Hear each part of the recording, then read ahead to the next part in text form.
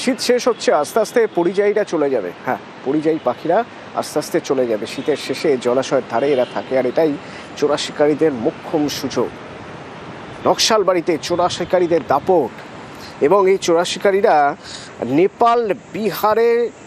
নেপাল থেকে বা বিহার থেকে এসে এখানে চোরাগুপ্তা শিকার করে পালিয়ে যায় বলে অভিযোগ। এদের বিরুদ্ধে কি পদক্ষেপ করা যায়, কিভাবে ধরা যাবে এদের? বিশ্বজিৎ রয়েছেন আমার সঙ্গে। বিশ্বজিৎ, কতটা ক্ষতি হয়ে গেল এখনো পর্যন্ত? নকশালবাড়ি এমন এক জায়গার মধ্যে অবস্থিত যেখানে চারিপাশে প্রচুর পাখিদের আনাগোনা দেখা যায়। শুধুমাত্র ময়না টিয়া পাখি নয়, এখানে প্রচুর পরিমাণে বিভিন্ন পরিযায়ী পাখিরও বসবাস করে। তুমি জানো যে হর্নবিল সহ কাস্তে চেরারা প্রতিনিয়ত কিন্তু নকশালবাড়িতেই অবস্থান করে। আর এই সমস্ত পরিযায়ী এবং বিভিন্ন পাখিদের ধরতে কিন্তু এই চোরা শিকারীরা বিভিন্নভাবে ওত পেতে থাকে। সম্প্রতি দেখা গিয়েছিল নকশালবাড়ি থানা প্রচুর পরিমাণে জাল উদ্ধার করেছিল, যেই জাল মূলত বেছানো হয়েছিল নদীর চর সহ বিভিন্ন চাষের জমিতে।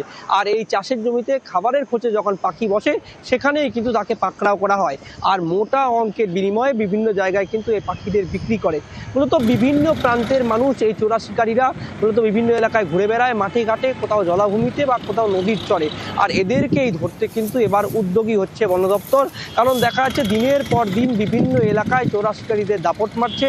কোথাও বা পাখি মেরে, কোথাও বা পাখিদের শিকার করে কিন্তু এই কাজ শুরু করেছে তারা।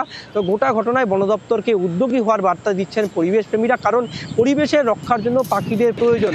আর পরিযায়ী পাখিদের যেভাবে দিনের পর দিন তাদের বিপন্নতা বাড়ছে, তাতে করে নতুন করে এই চোরা শিকারীদের দাপট যদি কমাতে না পারা যায়, তাহলে কিন্তু আগামী দিনে আরও সমস্যা বাড়বে বলে পরিবেশ প্রেমীরা মনে করছে।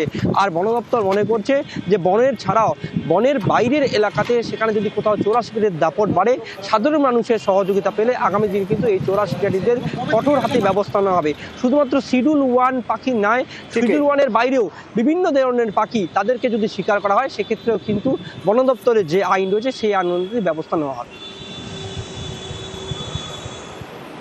এটা দীর্ঘদিন ধরে হচ্ছে। ওরা কি করে, নেট দিয়ে রাখে নিচে, খাবার দিয়ে রাখে, ঠিক সকালবেলা যখন পাখি ফার্স্টে খেতে আসে ওদের পা আটকে যায়, সেই সব পাখি ওরা ধরে নিয়ে যায়। এখানে গুলতি বিক্রি হয়, নকশালবাড়িতে গুলতি শনিবারে বিক্রি হয়। আমরা ব্যবসায়ী সমিতিকে বলেছি যে এই ধরনের জিনিসগুলো যাতে বিক্রি না হয়। সামগ্রিকভাবে সমাজে সকলকে এগিয়ে আসতে হবে। শুধু যে পশ্চিমবঙ্গ সরকারের পঞ্চায়েত ব্যবস্থার মাধ্যমে এটা সম্ভব তাও নয়, কারণ এলাকাটা এমন একটা জিওগ্রাফিক্যাল লোকেশন যে এখানে শুধুমাত্র পঞ্চায়েত ব্যবস্থা বা বন দপ্তরের ব্যবস্থার মাধ্যমে পুরোটা কভার করা সত্যি খুব কঠিন। সাধারণ মানুষের পার্টিসিপেশন এবং বর্ডার এরিয়ার বাইরের যেসব এলাকা রয়েছে সেই সব জায়গায় সঠিকভাবে দেখাশুনো করা, এই কাজগুলোর মাধ্যমেই এদের প্রোটেকশন সম্পূর্ণভাবে করা সম্ভব বলে আমার ব্যক্তিগত অভিমত।